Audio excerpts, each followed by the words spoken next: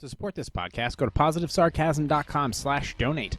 Any amount is appreciated. Once again, positivesarcasm.com/donate. Thank you and enjoy the program.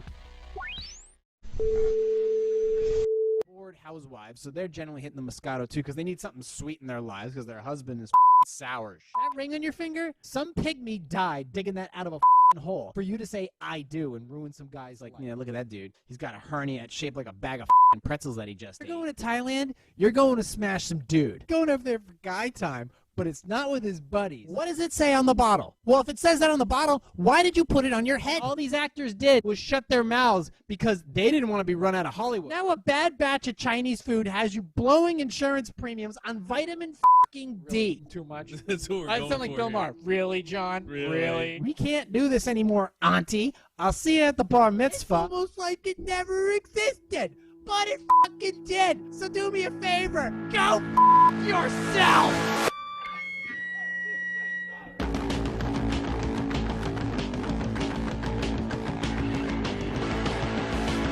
Jay here, PositiveSarcasm.com, recording here from the sandbox. Like, subscribe, share, donate. PositiveSarcasm.com/donate. Any amount is appreciated. If you want to find me on social media, you can find me on Facebook.com/POSSarcasm, Facebook.com/PositiveSarcasm, and of course, Instagram at @positive_sarcasm, or you can find me on Gab at @PositiveSarcasm. TikTok, I pretty much decided we're going to head for divorce court.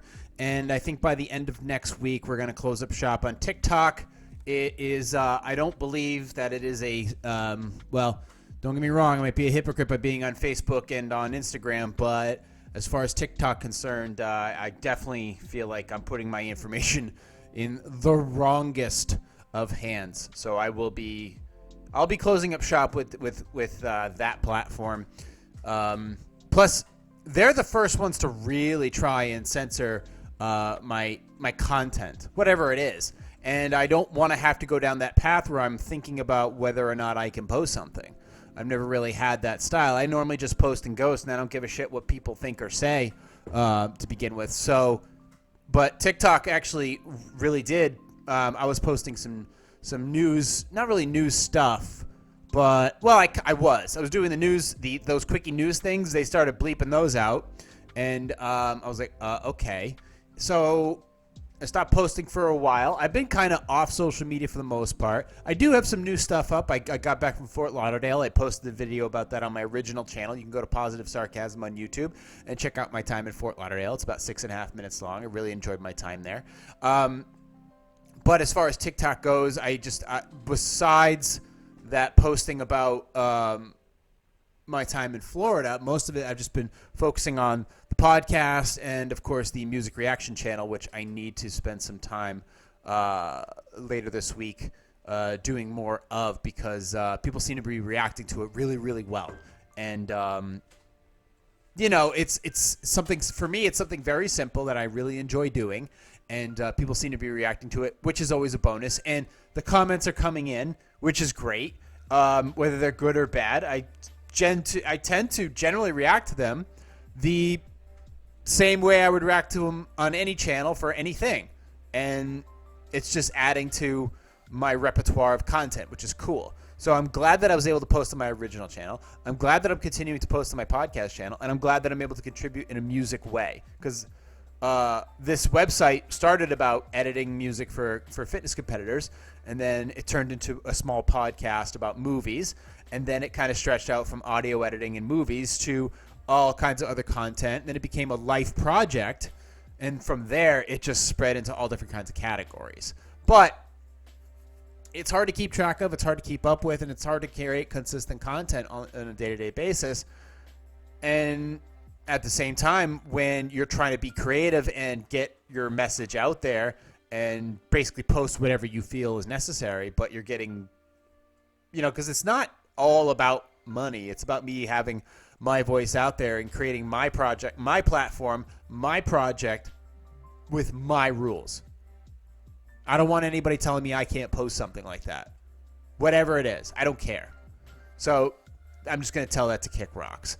And you know what? I'll go use other platforms. Like, for example, YouTube. It's not just the only place I post the podcast on now. I also post on Facebook just in case. And, of course, I just started posting on Rumble recently, too. You can go and check me out on Rumble if you're more into that type of where you go to get your stuff, per se. So I am branching out. It's not easy because it's like, all right, well, I'm posting my, as soon as I'm done recording something, now I got to blast it to these, all myself, to these 3 different platforms, and then maybe more in the future. Who knows? And I have to keep track of all this stuff and make sure the sites are up to date. So that's just my thinking of what I have time for, what makes sense to me, and what benefits me the most. So that's just kind of my thoughts on it right now. I have other thoughts, but it's all regarding my phone has been blinking. Before we get to the elephants in the room, I just want to say thank you to the guys from P&K Movie Podcast for having me on. Brand new podcast for my buddy Turcotte about movie reviews, and basically they decided to have me on for a podcast just to try something different, and I'm flattered that they had me on. I wish them all the best with this new venture, and I hope it picks up and goes from there. So if you want to go ahead and check them out, go ahead and check out Pizza and Ketchup on. I believe they're available everywhere. I just call it P&K, just keep it short, keep it spicy.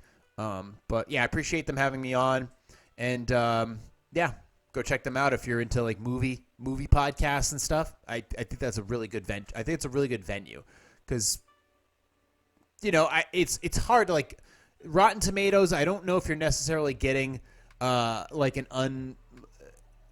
think they kind of they go one way, they lean one way. I think it's good to like have a bunch of different people batting a movie around and getting different takes on it, because everybody has different taste and everybody has different lifestyles and different things that they want out of a movie.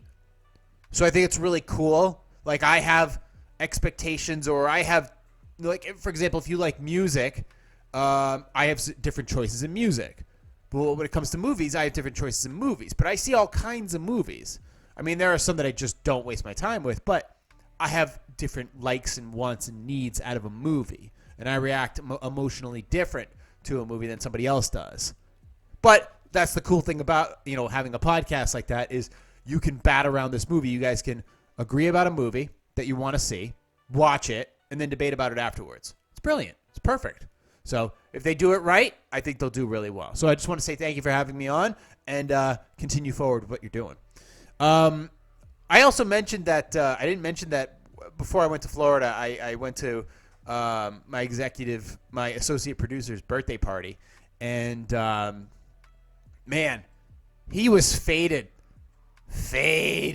like a 1930s phone book. I mean, faded. I don't think he talked like the entire time he was there, but he was smiling, so I'm pretty sure he was happy, or he had a stroke. But I don't understand Hibachi.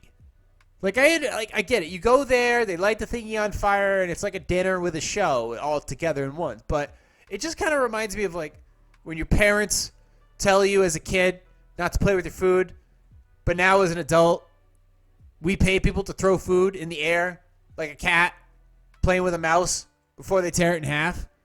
So isn't that kind of the same thing?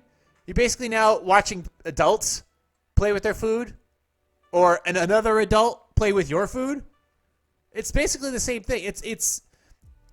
There's a connection there. I don't understand it. And I think for the price, now you are paying to go there to eat, but you're also paying for a show. But it's like, wait a minute, I'm hungry. I can go see a movie after. So if I'm paying extra to have you throw my shrimp in the air or throw my steak in the air, it's like, wait a minute, hold on. Instead of like throwing my expensive piece of shrimp in the air, why don't you just give me 2 shrimp? Instead of like throwing my piece of sirloin in the air, why don't you give me 2 cuts of sirloin? Why don't you just give me more food? Is my life that boring that I have to have the chef entertain me at the same time? Can't you be entertained by the people you go with without having to pick up your phone? Isn't that the whole point? Now, when I go to a place like Hibachi, to me it's kind of uncomfortable. I appreciate the art of being able to do hibachi, but I could do without it too. And another thing that I take issue with is people saying, "Oh, it's their birthday." That's when I check out. To me, that's like beyond Ben Stiller movies, with the exception of Tropic Thunder, and karaoke. The It's His Birthday moment is the most uncomfortable, awkward, sweaty moment for me when that happens. Especially in an hibachi restaurant, because they show up with a gong. An actual gong. Which some people would probably think is racist, but, I mean, humorous in its own right, because I get to talk about it, but at the same time, extremely uncomfortable. In any capacity. Whether you're going to Applebee's to get microwave fettuccine Alfredo, or you're going to the gong show at a Japanese hibachi. To me, it's uncomfortable. I don't like that type of attention on me. I would rather say something quite possibly racist on a podcast than having somebody tell me it's my birthday in a Japanese restaurant and having people bang all kinds of instruments around me, or going to a themed restaurant where they sing happy, happy, happy, and I'm sweating and I'm seething and I'm loathing the person that opened their goddamn mouth to point out the fact that I was born on a certain day and now I get a free piece of cheap cake. It's, ugh. And I've stated this multiple times in places. You do not, under any circumstances. This is why I don't let people take me out on my birthday. It's another reason why I don't mention my birthday, because I don't want anybody to make it. The fact is I don't want you celebrating me. Don't celebrate me, please, for the love of God. I do not matter. So this is why I don't mention it. I said and this sounds like a psychotic thing to say to a woman, but I said to my girlfriend in college, I swear to God, if you say to the server that it's my birthday, I will fucking dump you. Now, that's a startling thing to say. I didn't say I was going to hit them. I didn't say I was going to flatten their tires. I simply said, if you embarrass me in that capacity with something that I'm uncomfortable with, I will leave you because you're not listening. Isn't that a woman's complaint about everything, is that guys don't listen? Well, you need to listen to me. I swear to God, if that waitress who gets tipped 18% on a daily basis finds out that my birthday is so-and-so and right now, and she comes over with that piece of cake that I didn't ask for because I'm trying to watch my weight, game over. Game over. Get swiping because I'm out, sister. So these are things that make me incredibly uncomfortable. And it's still uncomfortable for me even if it's not my birthday. Really, for sure. So, as I stated, just being there watching this scenario play out is extremely troubling for me. Like, so they're saying that, and my head's down. I'm against, first of all, I'm against pulling out your cell phone when you're at a restaurant with people. But in a moment where a gong is being blasted in your left eardrum as they come around to sing happy birthday to you in Japanese, it's a great time to pull out your cell phone and just go and looking at something else, because it's extremely uncomfortable in that moment. And you're just praying to God. Like your mother, it's like your mother is telling us an uncomfortable story to other relatives about you, or to a girlfriend or somebody you're bringing, or a business partner in your life. You need a time, and you're just like, shut the fuck up! Shut up! And that's Japanese hibachi on a birthday to me. So I'm not a fan of it. I mean, with everything that's going on, from the Russia invasion of Ukraine, the Freedom Convoy in Canada, and the ever exploding gas prices in my state, this is the thing that's upsetting me the most. is fucking Japanese hibachi and restaurant birthdays. But I wanted to get that out there, so I figured that you guys know that don't ever do it. If you invite me out on my birthday to a restaurant, I won't accept the invitation. I will flat out deny it, so please don't do it. If you want to support this podcast, by the way, go to positivesarcasm.com/donate. Any amount is appreciated. Also, if you wanted to sign up for free stocks or crypto, you can sign up with my affiliate link on my website for the Webull account. Just go to the contact section at positivesarcasm.com/donate. Or just positivesarcasm.com, click on the contact section. There's a bunch of affiliate links on the bottom left-hand side for the Cash App, for the Webull app, for Coinbase, and maybe one other. It's also where you can donate. And then it's also where you can send me questions, concerns, or comments. You can just fill out the form right there and just send it in to me, and I'll get back to you.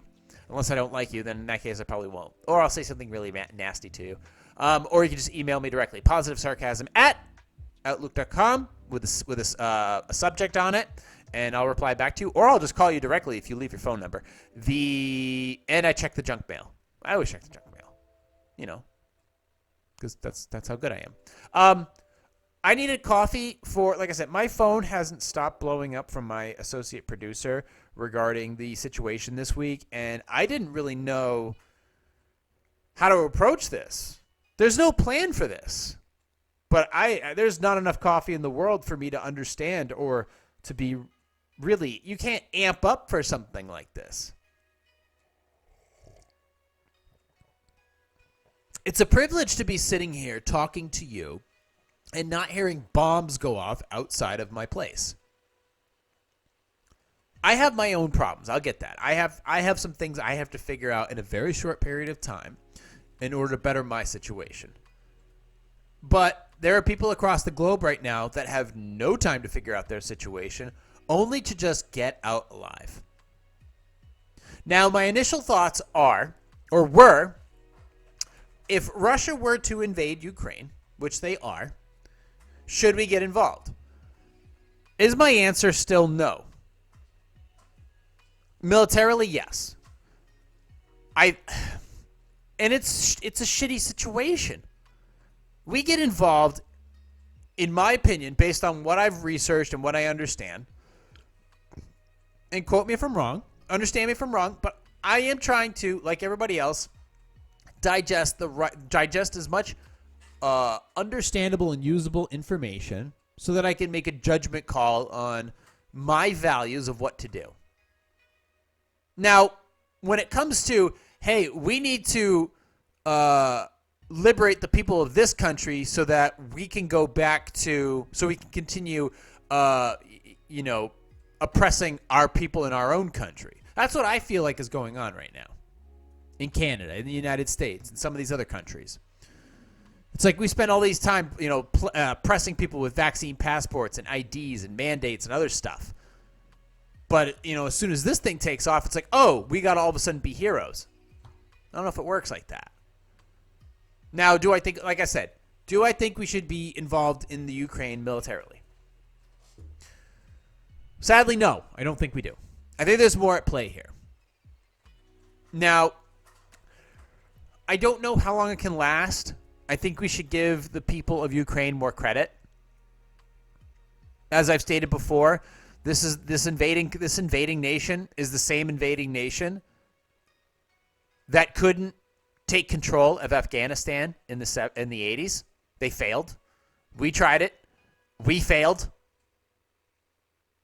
for many different reasons, but they couldn't do it. What makes them think they can take What makes them think they can take Ukraine? Or at least what makes them think that they can maintain control of the territory? Everybody's after them right now, sanction-wise. They're pissing a lot of people off. But the thing is damned if you do, is it damned if you do, damned if you don't? When you truly think about it, if we get involved, is there a possibility of this going from a small invasion? This is technically a small time invasion. A couple 100,000 troops is not necessarily a big deal, because there's been no heavy bombers. It's all been Air-to-air aircraft, helicopters, tanks, and infantry. There's been no heavy bombers in the air as of yet. As of recording this, there hasn't. If there is, then it's a full-scale invasion. Kiev gets burned to the ground. Or Kyiv, excuse me. But if we get involved, the idea of nuclear war, that's game over. That means everything's up for grabs. Every missile gets launched at that point. I don't know if they'd be negotiating after that.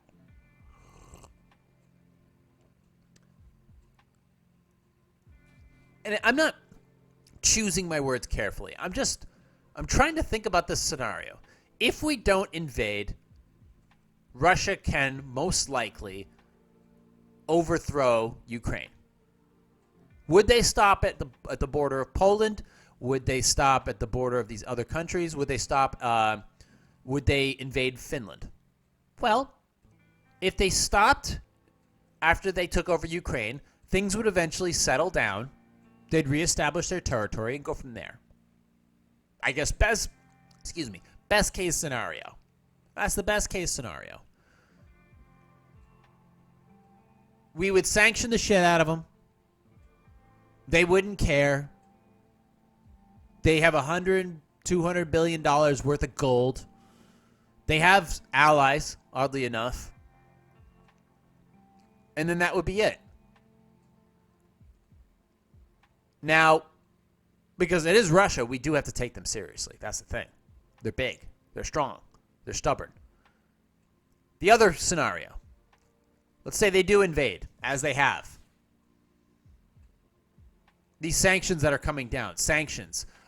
Restrictions of airspace. Cutting off of their supply routes. Basically isolating them. Okay. What if they did decide to cross the border into Poland or into Finland, and then NATO gets involved? Let's just say NATO does get involved, and there's a military counterattack or counter-defense from a country that isn't named Ukraine. That means everything's on the table at that point. And if it was, look, straight up, if Russia decided to use ballistic weaponry, there's no doubt in my mind that other countries, and quite possibly including the United States, would also consider using ballistic weaponry. And the jig is up. The game is over. The game is over at that point. All cities would be on full alert. All cities would be primary targets. And the amount of damage on all scales would be catastrophic. I can't imagine it, but I could understand. I could see how it could barrel out of control. This situation has barreled out of control. I don't know how much worse it can get. I don't understand how much worse it can get. Where everybody's playing, everybody's analyzing this right now. Like they're on ESPN predicting the outcome of a football game. And this is startling. It's startling to say the least. Because now social media is on full tilt. You're getting all kinds of information. Everybody's chiming in. Everybody's posting videos, pictures. I mean, the video of the tank running over the car on purpose, the civilian car on purpose, that's a bit much. Everybody's like, he's going to be tried for war. Putin's going to be tried for war crimes. It's like, okay, you think he's coming to that court date? I doubt it. It's not the worst case scenario, but it's up there. As far as Chernobyl, what do you want me to tell you? That's like the word. That's bad. The area has been damaged. You got tanks, you got other military rolling through an active the worst nuclear disaster the world has ever seen. any disruption of the area around it. I don't know what kind of dust they're kicking up. There was some reports or rumors of damage to the project, basically the rooftop that seals off the damaged reactor. I mean, if that thing is indeed exposed again, then yeah, it's letting out all kinds of gamma rays. It's letting out all kinds of radiation. I just don't know how much of that radiation is still there. Like, how much nuclear material has been removed since the late 1980s. I mean, remember, the reactor core exploded. All that shit blew out of there. It was upside down, just exposed to the air. Has that been removed? Is it just still sitting there? It takes thousands of years for that shit to decay, for it to go away. That was only like 40-something years ago. You know? Let's see, 1980s, 30, yeah, about 30, 40 years. Yeah, it was like 1986, I believe it was. So I don't know what ramifications. If they can damage it to the point where it becomes a brand new nuclear disaster, great. Because that was internationally funded, that scenario, that whole situation. That covering, that was an international effort to do that.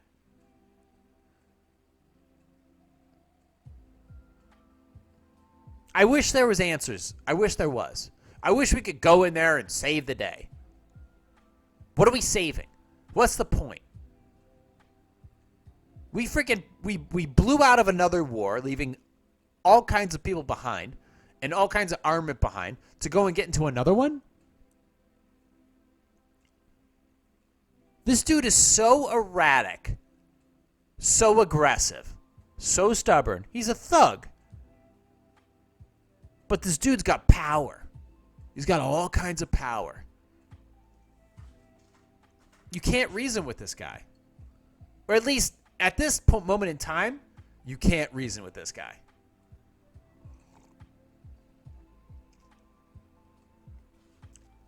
Now, don't get me wrong. Ukraine is a corrupt country. They have segments of their population that have, it's been argued that they've been oppressed. So, and there's a lot of political corruption that's attached to the United States as well. So, would they be in a better position? Obviously not war. War is never good. Is it sometimes necessary? That's one thing. But it's never good. But would they be in a better position under Russian hands? I don't know. All I know is I don't think we can get involved without there being a massive cost. One that we're not, or the world is not prepared to pay. But we may be heading there anyways because of the fact that a Japanese ship was hit in the Black Sea, that they're thugging with Finland, and Finland ain't playing, and that China doesn't want to get involved. So what do we do? What can we do? What position are we in to accomplish anything? We're not saving anybody. We're not fixing anybody. We're not in any position. We can't even take care of ourselves. Okay? We can't. We're in such bad shape over here. Are we in worse shape than other? No, we're in pretty good shape, but we're in bad shape at the same time. Like, I can get up every morning like I usually do. I can still go grocery shopping. I can still fill up my car. I can still do things. And thank Christ I've put myself in a position where I have a possible future ahead of me. But my God, there are a lot of people out there that aren't so lucky in this country. But we're still not even close to it being in that position of what's taking place over there. So, I don't know what else to say about it. Like I said, these these links are coming in left and right. Cutting off the Russian supply chain for the gas. European Union freezing assets of Vladimir Putin and Lavrov. Australia imposing further sanctions. Reports about the ship that was struck. About more information about the capital of Ukraine being under threat. Russian citizens taken to the streets because apparently they're not fans of the actual invasion itself. It's a fucking nightmare. It's an absolute fucking nightmare. And then there's reports of hackers taking down the Kremlin. It's too much. It's too much. You're gonna have to really just wait this out. In my opinion, you're gonna have to wait this out. As an American, you're gonna have to just wait this out and see and just understand if it does intensify. Understand this, if another country gets involved, the market will tank and this thing will expand. That's what you need to know. All you need to know is, does another country insert forces? The minute that happens, everything changes. Just know that. And it can only be in it. All it takes is one country. Doesn't have to be us. But all it takes is one. Poland, Japan, Finland. All it takes is one. And it's game on. Expect totality. So that's what I wanted to say about Russia. I want to try to get to some Q&A today, but I have a strong stance about what has taken place over the last month in Canada. I understand the Canadian people, at least on the eastern side. I know Vancouver people get pretty fucking crazy when it comes to hockey. But Canadians seem to be peaceful. They seem to be good with motorcycles, from what I've seen from the riders. They're not the greatest drivers, apparently, but I digress. They seem to be very patient, apologetic, friendly, good with grammar, bilingual, good workers. And apparently it takes a lot to piss them off. And yet, despite everything, them protesting. Now, look, protesting always causes unrest in a city. It always causes, an intersection to be blocked. That's what protesting is. You can't say you're not allowed to protest. The right to assembly is the right to assembly. It's part of the Canadian Charter of Rights. It's the part of the U.S. Constitution. So the right to assembly is always going to block something. So my original thoughts was, okay, they're blockading the city. They can't do that. That's where the government was trying to argue. But it's like, well, they have the right to assembly. And under the circumstances, this is something that affected the entire country. So it only makes sense for way more than what you'd call a fringe minority to blockade the city. And yet, despite all of that, being peaceful, very peaceful, not harming anybody, with the exception of the honking of the horns, but that's to get somebody's attention. That person who's the intention they were trying to get, fled the city, claimed they had COVID. Now, his response is downright disgusting. I mean, fucking horrible prime minister. I hope they drag him out to the middle of the square. Now, here's my big issue. It was very hard for me to watch the NYPD taking kids out of restaurants and museums because they didn't have their paperwork for their vaccine mandates. That was extremely upsetting. That really hurt my thoughts about the NYPD. It did. As a whole, I was very upset by this. I was very upset by the fact that people were going into restaurants they wanted to eat and weren't allowed to, and were flat out arrested because they didn't have their passport.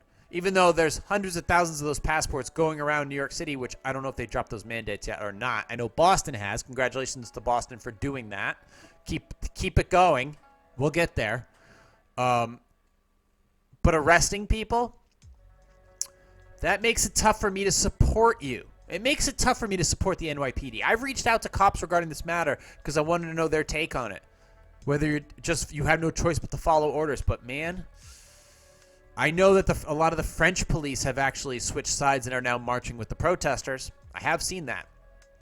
I know it takes a while, but they are civilians too. And their job is to protect the best interests of the citizens. And that's not beating them down with sticks. What I saw from the Ottawa Police Department and the Royal Canadian Mounted Police was fucking disgusting, though. Absolutely disgusting. And I have absolutely, as a whole, no respect for the Ottawa PD or the Royal Canadian Mounted Police from what I saw. And I tried to see it from a different angle. But peacefully protesting, the way they looked like the military. They looked more equipped than the National Guard. It was abhorrent. It was so Orwellian. The way they went about this. How they treated their people. How they pointed the guns at them. How they all came with wooden batons. Beating them. Running them over with horses. Smashing out their windows. Threatening to euthanize their dogs or take away their children. And then with the Emergency Act, freezing their bank accounts. Arresting some of them. These people, they could be tried for treasonous acts because of the Emergency Act. They weren't. And then, of course, the blacking out of not allowing non-mainstream journalists to video and photograph the situation. Threatening to arrest them as well. I have zero respect. As a son of a former NYPD riot cop and former police lieutenant who also fought corruption within his own department and within the county associated with that department, I can see it from both angles. And I have no respect in this angle. There's no gray area in this environment. None. I understand gray. It's a scary job. It's a thankless job. You're always watching your six. Somebody's always looking to kill you. But none of this applies to the scenario that took place in Canada. None of it. The Alberta police, with the Alberta blockade, they eventually came to a conclusion, shook hands, called it a day. That was the end of that. I give Alberta the benefit of the doubt. But the Ottawa Police and the Royal Canadian Mounted Police, for how they conducted themselves in the best interest of the people, that's one way of putting it. That's oppression. That's just, like I said, it's abhorrent. It's disgusting. If you are an Ottawa police officer, if you are a Royal Canadian Mounted Police officer, please tell me why I should have any respect for you. Please tell me which one of you actually stood with the protesters. Did any of you? Tell me the angle that the camera shot at that didn't show that. Because none of this was shot by mainstream journalism. This was all shot from cell phones and independent journalist cameras. This was for the world to see. And what I saw was full-blown oppression. Full-blown Orwellian communism at the worst. There's another word I'm looking for, but I can't find it. But it is basically like taking all the rights away from the people. All for what? Based on what science? It's no longer a choice. You do what we tell you, or we take away all your freedoms. We take away your money, your ability to make a living. The people we rely on to deliver our foods, our products, vital stuff, especially in a time of major shortage in some places. and skyrocketing prices. We need these people. They matter. And it's not because it's a necessary evil. It's because these people work hard. They live on the road. And this is how we treat them? I'd say Canada, you're better than that, but apparently you're, at least from that angle, you're not. They peacefully, to the best of their ability, protested without violence. They didn't burn anything down, unlike Seattle or Portland or LA or San Francisco or New York. They didn't. They didn't do that. They stood there, they sang songs, they partied, they honked their horns, and they got arrested for it.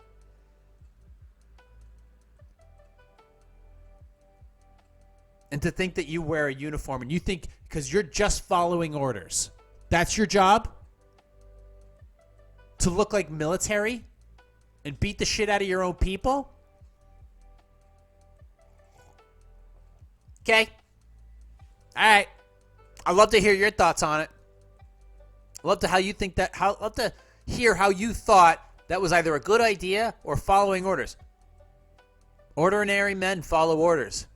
Ordinary men in World War II dragged a pregnant woman out into a field and shot her in the back of the head. That's what ordinary men do. Just following orders. Easy enough. If I do that, I'll get my pension. I'll get paid. All I have to do is smack this woman in the head with a fucking baton, and I'm going to get paid next week. And guess what? It's not just following orders. Some people are sick. Some cops actually like doing this. Or not just cops, people in general. Some people actually like it. They get a thrill out of getting in line with wooden bats and beating the fuck out of people. Because they can. Some of that's why they take the job. They would love nothing more than to run somebody over with a horse or stick a gun in their face to assert power, to make other people feel small. There are people who get enjoyment out of this. This gets their rocks off. And apparently in Canada, they wear uniforms. Good luck with that. But as a person with his own opinion, trying his best to get the information as quickly and as efficiently as possible, and trying to think it through, I got no respect for you. And will forever be a hill that I think I'll die on unless somebody else gives me a new opinion on it, a new view on it. But I'm always with a person. I generally always side with the person when it comes to choice. And having your choices taken away from you or stuffed down your throat, man, it's hard to convince me of that. You know, it's hard to convince me of that. That power that the government took, I don't know if they're going to give it back. And I know there's another convoy making stops in the United States on its way to Washington, D.C. Good luck. Good luck. Because right now everybody's attention is on this whole Ukraine-Russia thing. So I don't know how much coverage you're going to get. So, I mean, I wish you luck. You got the rest of the world talking. You got the rest of the world doing things. Australia, Germany, France, Britain. A lot of people took to the streets. That's the only way this thing's going to turn, is if the masses do something about it. You know? And I guess I'm only adding to it by talking about it. And I ain't scared to talk about it. I stood my ground. I have my beliefs. I have my stance on what I choose what to put in my body. And I understand how people would feel they would feel differently. But rationality is just not a luxury we apparently have anymore. It's just do what you're told or freak out, fill the people with fear so that they'll just listen to whatever you have to say or do whatever you tell them to do. That's your fuel. That's your power. Fear. But I think people are checked out. I think people are tired of it. I think more people see through the bullshit now than ever. because they have more access, oddly enough, even with all the censorship, they have more access to information than ever before in history. So they're able to form their opinion faster than ever. So, I mean, I am hoping for the best, but between all of this and now a potential global war, god damn. God damn. Well, look. Why don't we do this? Why don't we just close up with some standard Q&A, make it a full podcast, and we'll get out of here. I don't know if this is going to be the last podcast I ever get to do, depending upon whether or not I wake up at 3 o'clock in the morning and all of a sudden the sky just lights up because somebody decided to drop a bomb on the Air Force base that's about 25 minutes away from me. I don't know. We'll see. I know I have a plan in place. And the first thing it's going to be is come back here, picking up my buddy, getting in the car, and disappearing into the woods. And then see ya when I see ya. I'll try to report back. I'll let you know what's going on. But until then, we'll just move on to Q&A. If you want to support this podcast, of course, go to positivesarcasm.com/donate. Any amount is appreciated. I have been messing with the sound levels and the vibe of the podcast as far as the themes I've been using, the video color, making it a little bit warmer, using a different camera, just trying to give a different feel to the podcast, at least for the time being with what I have available to me. And I mean, I've had some ups and downs. Like last week, I had a technical issue because I had two sound systems running at the same time. Or two mics running by accident, and it caused a little bit of an echo. And then I did some testing yesterday, and then I did some testing tonight, and I think I have it right. I hope I do.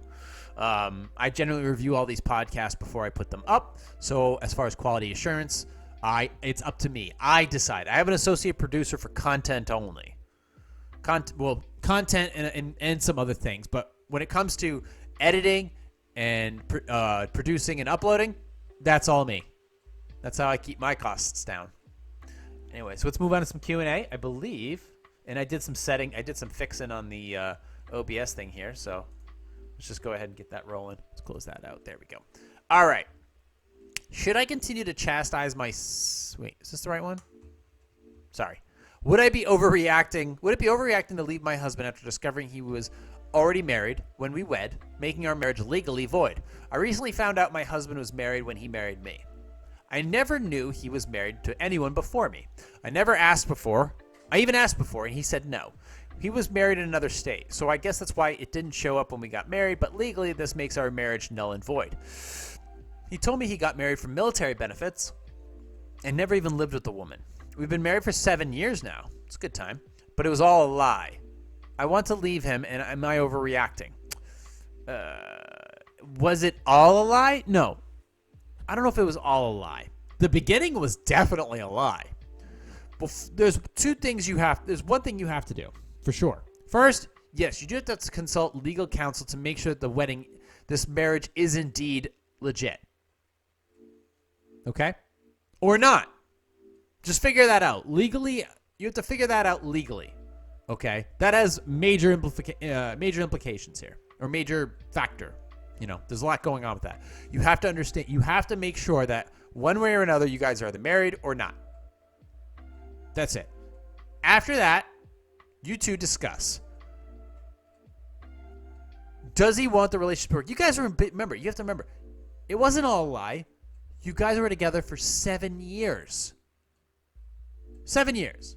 If this was like a year ago, if like he told you this, then a year later you found out, okay, maybe you can wrap it up. But this is 7 years of a marriage.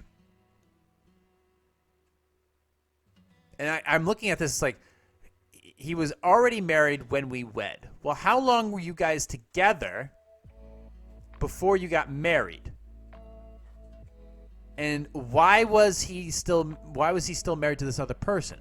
Apparently it was for military benefits. Maybe there was some complications, and maybe you are overreacting. Well, obviously your initial reaction is understandable because it shakes the very foundation of which the relationship was built upon. Now, you have to figure out legally, is this marriage legal? Is it a thing or is it not? And then you have to discuss with your spouse, do they want this relationship to continue? Do they want it to work? And do they want to make this thing right? If they do, you do what you can, for better, for worse, because you pledged that. You pledged that, so fucking back it up. And if they plan on doing the same thing, you work through it. Because I'll be perfectly honest with you. This is not even close to the worst possible scenario that you could have been faced with. Straight up. So you need to see if this is worth continuing to pursue as far as a relationship goes, and then doing what you need to do to solidify your end so that they can continue to trust that their efforts on fixing this will yield a stronger marriage and a trusting you. Because if you just plan on going to a lawyer and finding a way out, well, then they're not going to try. They're going to go into defensive protective mode, and you're never going to get them back. And then the love dies, and then you two never speak again. But if there's a chance to make it work, make it work. Let's move on to the next one. Should I stay in... Ooh, this is a tough one. Should I stay in Ukraine to become a war reporter, even though I have no experience or training? I'm an American citizen living and working in Kiev, Ukraine. Oh, it's a fun place. The embassy just released a statement recommending that we evacuate the escalating situation with Russia, but I'm sure that the right decision for me. In fact, I'm considering staying here and becoming an independent journalist to cover what happens should it actually come to a major armed conflict. Well, it has. My reason is pretty simple. I've served here in the Peace Corps before taking my current job, and I believe in democracy. The idea of leaving everyone behind, the idea of leaving everyone I know here behind is racking me with guilt. Understandable. And I want to do something to support them. Okay? Frankly, if the U.S. deployed militarily, I'd have my hand up to be the first one back. Well, I don't think that'll happen. Of course, this might be a fool's errand. I have no military training. I don't know first aid. I don't even really have practice as a photographer/videographer. 4 years ago, neither did I. And the closest thing I've been a good journalist is a podcast on China that I produced with a close friend of mine from college. So it's basically me, my intermediate Russian, and a nice GoPro. That's good enough. At the same time, I've also felt insecure about not having a career as a 31-year-old guy for a while. My options stateside are not great, but I would find something eventually. I've always been this person who cares about the wider world. Just trying to find the last drip of coffee here. Loves languages and isn't afraid of being in danger. Especially if it's for a purpose. Maybe this stuff in Ukraine is none of my business. Or maybe it's literally why God put me here. There's probably something saner that I could do from a safety or something more effective that I can do, even if it's dangerous. But I don't have much time to figure it out. Should I stay and give it a shot? That's up to you. Being a war correspondent always has its risks. Can you do it? Yes. I'll tell you this, though. If you decide to go there and be an independent journalist, and you have lots of footage, I would be more than happy to sit down with you, do a podcast, and do a video, and do all the video work for you for free. I will do all of it just for free. No dime off. You give me the data. We'll sit down. We'll talk about your entire experience there, what you went through, the tensions there, and I will take all your footage and we'll put it together, and we'll make a documentary about it from your angle. If you decide to leave, I don't blame you. If you decide to stay, I understand. It feels like it's your home, and maybe you can make a difference by recording history. Recording history is very important. That's why we were able to record the atrocities of World War II, so we have a better understanding of what to avoid.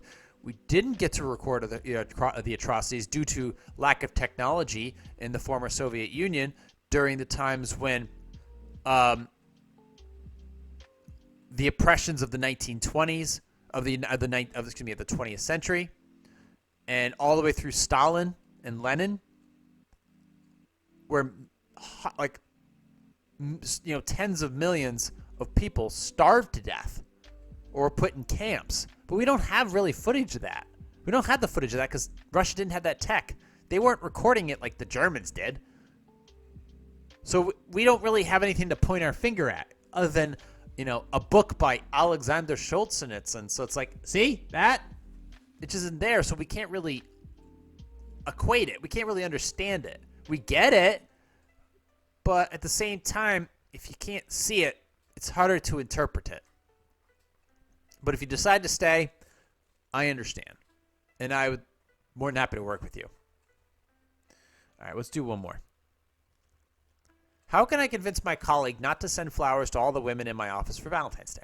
I have a question about Valentine's Day at work. I have a colleague, Martin, who works overseas in London, and he recently visited one of our U.S. locations and met several people in person for the first time. I work in a different office and have never met him in person. Martin messaged me on our work instant message asking about what I thought about his idea for Valentine's Day. He wanted to send flowers to all the women he met at the office he visited.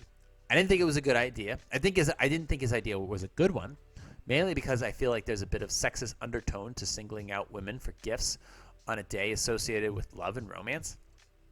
Why isn't he sending the men flowers? Why does he feel like the women alone need some kind of representation or some kind of present on February 14th? He said his intentions are harmless and compared it to sending someone a birthday gift, but I don't see that as related at all. I suggest sending chocolates to the entire office instead. But he seems pretty adamant that his flowers to the ladies is the way to go. What do you think? I think anything that you do in a corporate environment is a bad idea. A heavy corporate environment, and you're obviously sending flowers. First of all, I fucking think it's a great idea in terms of just being like a badass. But I would be prepared to possibly lose your job because you're in a corporate environment, and corporate environments fucking suck. So, that being said, if he wants to keep his job, no, it's not a good idea. It's not a good idea at all. So, I just don't. It isn't. He does that, somebody's going to say something, some guy's going to get jealous, some beta male's going to get jealous because he just can't do it. He's going to say something to HR, and it's going to turn into a shit show. Quite frankly, this is why you don't want to bother with corporate environments, because this is all you get out of it. So I wouldn't even bother. I wouldn't even get involved. As far as sending flowers, maybe somebody will like it, but there is a strong possibility it could backfire on him because somebody's going to say something. Because that's what people do nowadays. They like to say something because it thinks like they're doing somebody else a favor, and they like to assert their power.